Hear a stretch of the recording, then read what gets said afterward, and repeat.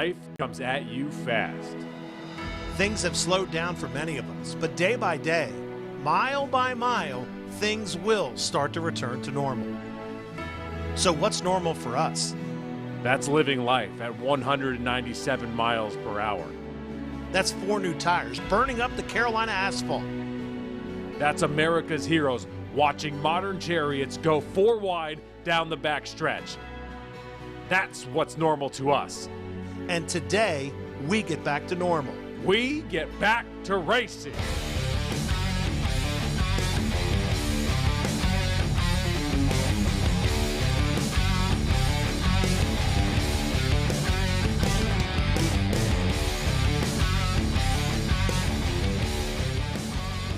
For 10 weeks, tracks have sat empty. No loud roar of the engine, no celebration in Victory Lane. The coronavirus threw the red flag on the NASCAR season and put a halt to it in mid-March until today. Good afternoon, everybody, and welcome to a Return to Racing. I'm Kevin Conley. I'm Will Kunkel. In case you haven't figured it out, we are live here in Darlington, South Carolina. What an honor it is to be here, because this is bigger than just NASCAR. It's bigger than the Carolinas. This is a nationwide event, and how fitting, though, that Darlington is at the center. This track has been around since 1950, and so for them to be back on day one during this pandemic is absolutely fantastic for them. There will be no flyover, though, so this is going to be a little bit weird. There will be no fans in the stands either cheering on their favorite driver. Instead, the only people here will be all of us cheering on the men behind the wheels, their machines, and a few selected crew members as well are allowed inside, Kevin.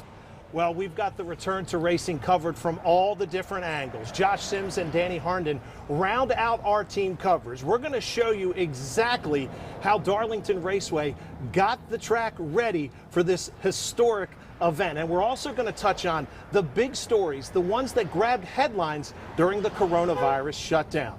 Now, fans are not allowed inside the racetrack, but that doesn't mean they are not interested in what is happening here today.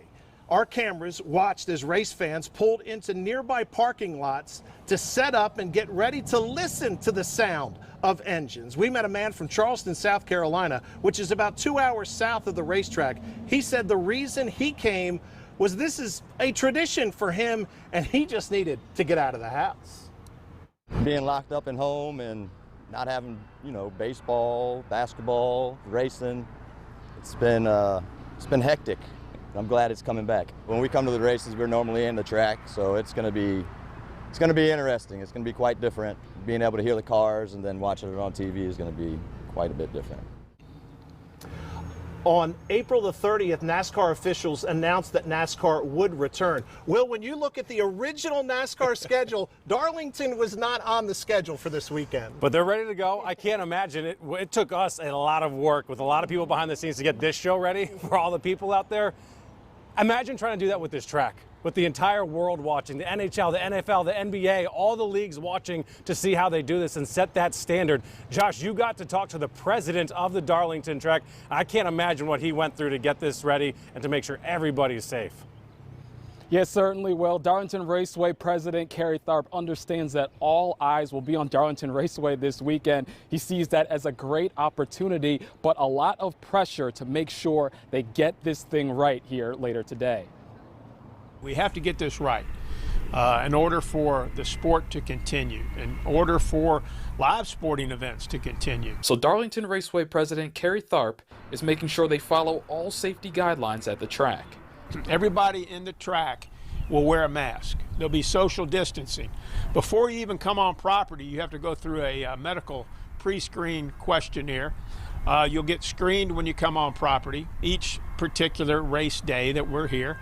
And if someone shows symptoms, they'll be checked out a little bit more thoroughly, and they won't be allowed into the property. And speaking of not being allowed in the property, stands will be empty for these races. And for those fans tempted to show up anyway and hang out just outside the track, now is not the time for a large gathering of people around these events, okay? We're not there yet with this pandemic. So, we are saying as loud as we can say, stay home, watch the broadcast, enjoy the race. This is live sports that you're getting ready to see. And there hasn't been live sports to speak of really since early March. There's still a ton of work to do to get the track ready for race day, from painting to making sure the track surface is in top shape to putting all the safety features and medical equipment in place. But by race day, they'll be ready to go. This is a track that is deep rooted and embedded in the sport. And for us to be able to have that opportunity to come back racing, I think it's really cool that the Carolinas have joined together to bring NASCAR racing back to our fans. And Tharp understands things are going to look a lot different this weekend. Of course, usually they got about 50 to 60,000 fans at the track at the Raceway Grill just behind me across the street. This area is usually packed, a couple fans here, but things certainly different. But Tharp says the race on the track, that will look the same as always when the green flag drops later on today. Now let's talk about the safety measures once again, because they're putting a lot in place to make sure everybody is safe at the track later on today. First of all, the team's limited to 16 people. Everybody that goes on the infield must wear a face mask. The drivers must self-isolate themselves. That means when they arrive at the track, they go straight to their motorhomes, stay there till it's time to race, go straight to their cars, race, and they'll right back to their motorhomes and leave the track. And then, of course, after that, health screenings before and all throughout race day. And NASCAR is taking this very seriously, and that means fines for those that don't follow the policies in place for the drivers and teams here at the track.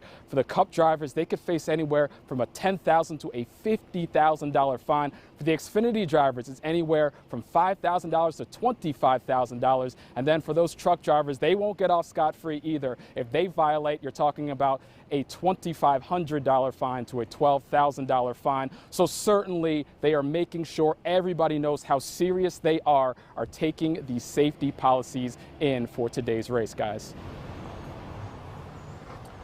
All righty, Josh, thank you very much. Before the season stopped, one of the big storylines had to be Ryan Newman.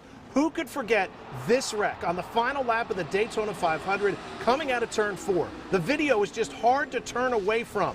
Newman's car into the wall, flipping down the track, and eventually resting on its hood. Now, Will, I was there, and I had a vantage point.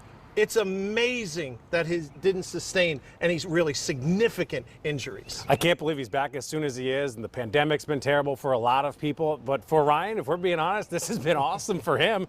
He didn't miss a significant amount of the season because he was able to rest and get healthy after what he called a brain bruise. And we all got to talk to Ryan this week. You did, I did, Josh did, and our boy Danny, you did as well. So let's go out to you. What did you take away from your conversation with Ryan?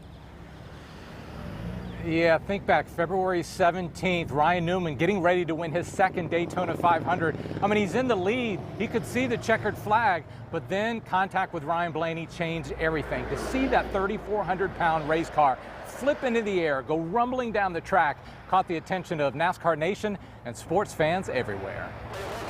How in the world did Ryan Newman go from this crash into the wall, into the air goes Newman to this in less than 48 hours? I don't remember anything about being in the hospital. I couldn't tell you who came to visit me. I couldn't tell you who was in the room. But I do remember putting my arms around my daughters and walking out. I feel like a complete walking miracle.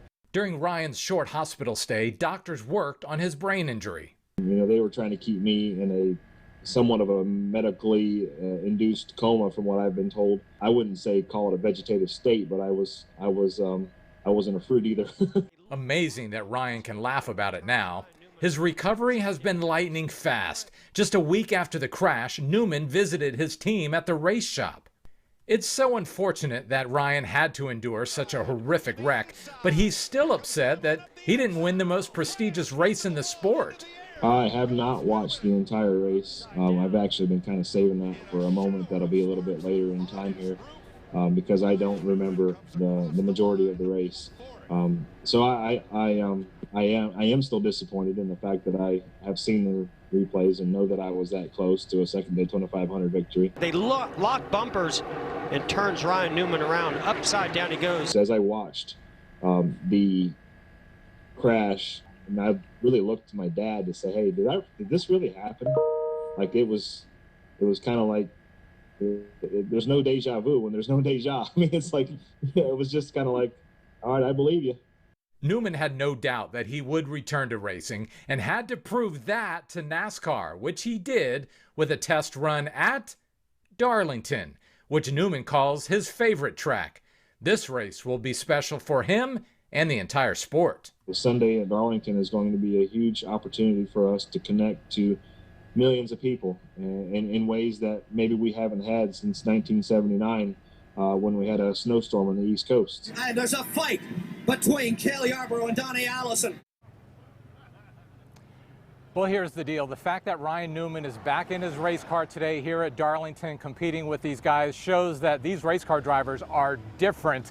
Their DNA, their makeup, what makes them tick. I mean, seriously, how many of us would have the courage to get back in that race car?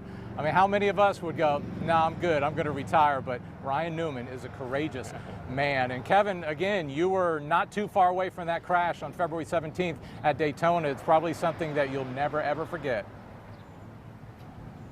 Well, Danny, I will never forget the uneasiness that sort of swept over the entire Daytona International Speedway, the not knowing if Ryan Newman had survived or what the extent of his injuries were. And then right about 10 o'clock at night, NASCAR made the announcement that he would in fact make a full recovery, and there was a huge sense of relief, Will. Yeah, you say uneasy. It was the uncertainty for us that were there, then we left. And so we were at home, so we were watching TV, and we're thinking, okay, how do we do our job right now? And we're looking at it, we'd make the worst mistake ever, and that's what everyone does. You get on Twitter, and so you hear all sorts of rumors. We contact the team, Roush Fenway. They don't know what to tell us, and it's not because they didn't want to tell us, and it's not because our people at NASCAR didn't want to tell us what was going on. It was because the doctors had no idea. Nobody knew what was going on, Josh, and that was what was so tough for everybody. Nobody knew, not even anyone on the front lines. Yes, certainly that was scary, not knowing in that moment what was going on. But I think one of the most amazing things about this recovery and return to racing was when he did his concussion test on the track just behind me and said he had no apprehensions about getting back in the car. In fact, he had to slow himself down so he didn't wreck because he was just so amped when he hopped back in. Most people would be very cautious about getting in a car after a wreck like that. Not Ryan Newman. He's just built different.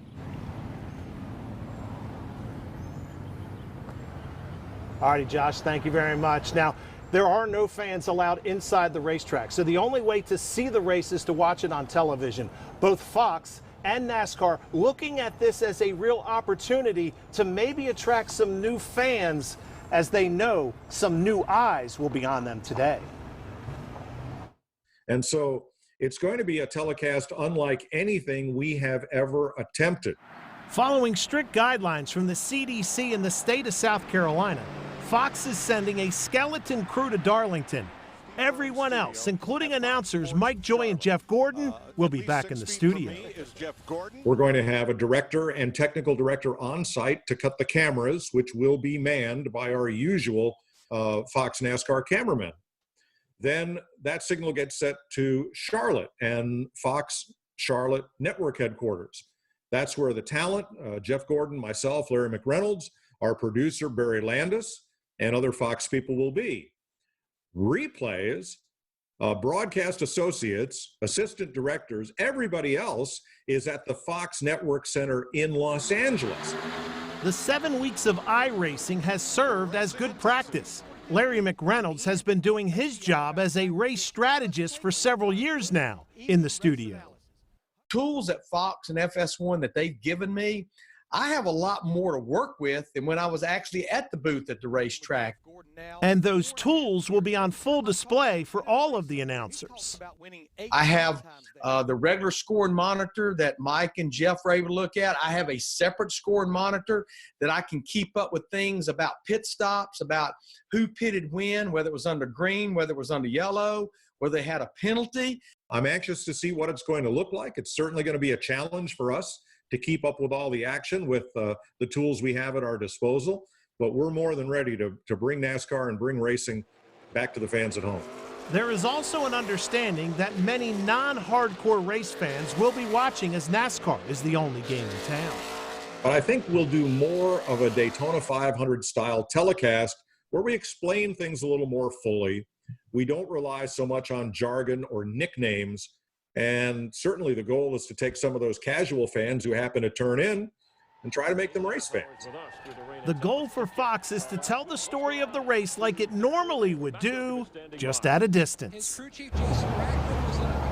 Broadcasting races remotely is nothing new for Mike Joy. He did it years ago for Formula One racing. He's a pro's pro. He'll be spot on today. He'll be all right. The biggest challenge for them is going to bring that energy because they're not going to be here. They're not going to be any fans. They can't hear the engine, so they got to sit in their little booth and bring that energy for everybody watching at home. But what is cool is that they've been doing this with iRacing. That's kept them sharp, but it's also kept the drivers sharp. My favorite's number 3. There we go. That's what I like to hear. All right, and honoring those healthcare workers and those heroes, drivers saying thank you in a special way when the green flag drops. We'll be right back. Return to Racing on Fox 8 is sponsored by Bojangles. It's Bow Time.